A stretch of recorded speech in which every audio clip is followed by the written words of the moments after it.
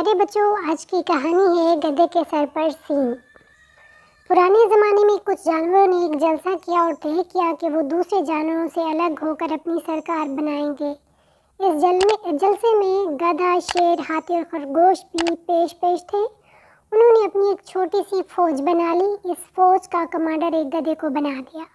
وہ بہت عقل مند سمجھا جاتا تھا، اس لیے ہاتھی یا گینڈے کی بجائے اسے سرداری دے دی گئی۔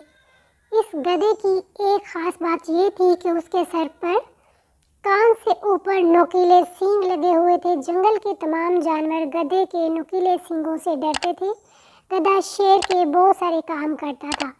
اس کے شکار کیے ہوئے جانوروں کو بھاری بوجھ اٹھا کر اس کے گھر پہنچایا کرتا تھا۔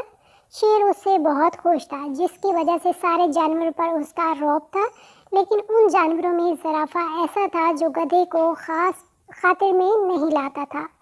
اسے اپنی طویل القامتی پر بہت گھمنڈ تھا۔ جب گدھے کو جنگل کی فوج کا کمانڈر بنایا گیا تو زرافہ کو بہت صدمہ ہوا۔ وہ اس سے اور زیادہ خار کھانے لگا۔ دوسری طرف گدھا بھی اس سے نفرت کرتا تھا، لیکن اس کے لمبے قد کی وجہ سے اس سے دور رہتا تھا۔ دونوں کی دشمنی کھل کر سامنے نہیں آئی تھی، لیکن خاموشی سے ایک دوسرے کو نقصان پہنچانے کے منصوبے بناتے رہتے۔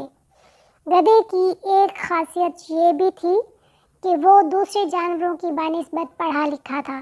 صبح سویرے جانوروں کو پریڈ کرانے کے بعد انہیں پڑھانے بیٹھ جاتا۔ جنگل میں مختلف علاقوں کے جانوروں کے درمیان ہر سال کشتی کے مقابلے ہوتے تھے۔ اس مرتبہ شیر سے اجازت لے کر گدھے نے بھی اپنی ٹیم میدان میں اتار دی۔ 3 ٹیموں کے درمیان مقابلہ ہوا۔ گدھے کی ٹیم دوسرے نمبر پر آ گئی۔ گدھا خود بھی اپنی ٹیم کے ساتھ میدان میں اترا۔ اس نے اس طرح سینگ چلائے اور ایسی دولتیاں جھاڑیں کہ سب پریشان ہو گئے۔ اس کامیابی سے شیر کے دل میں اس کے لیے اہمیت اور بڑھ گئی، لیکن اب گدھے کے دل میں غرور، تکبر پیدا ہو گیا تھا۔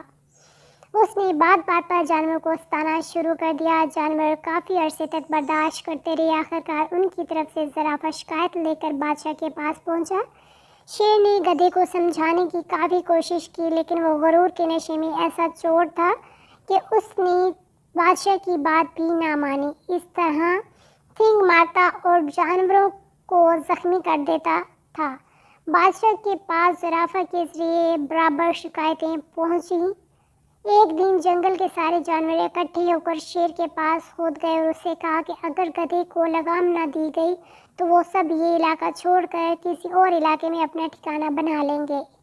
اب تو شیر کو بہت غصہ آیا اور اس نے گدھے کی گرفتاری کا حکم جاری کر دیا۔ گدھے کو گرفتار کر کے شیر کے سامنے پیش کیا گیا۔ اس نے حکم دیا کہ گدھے کے سینگ جڑ سے کاٹ دیے جائیں۔ پھر کیا تھا، زرافے کو اپنی دشمنی نکالنے کا موقع مل گیا۔ اس نے اپنی لمبی ٹانگوں سے گدھے کو جکڑ لیا، جبکہ لومڑی اور ریچھ سمیت تمام جانوروں نے اس پر حملہ کر کے اس کے سینگوں کو جڑ سے اکھاڑ دیا۔ گدھا تکلیف کی شدت سے بے ہوش ہو گیا۔ جب اسے ہوش آیا تو اس کے سر سے سینگ غائب ہو گئے تھے، جن پر غرور کرتے ہوئے اس نے تمام جانوروں کی زندگی اجیرن بنا دی تھی۔ اس دن سے لے کر آج تک گدھے کے سر پر سینگ نہیں ہو گئے۔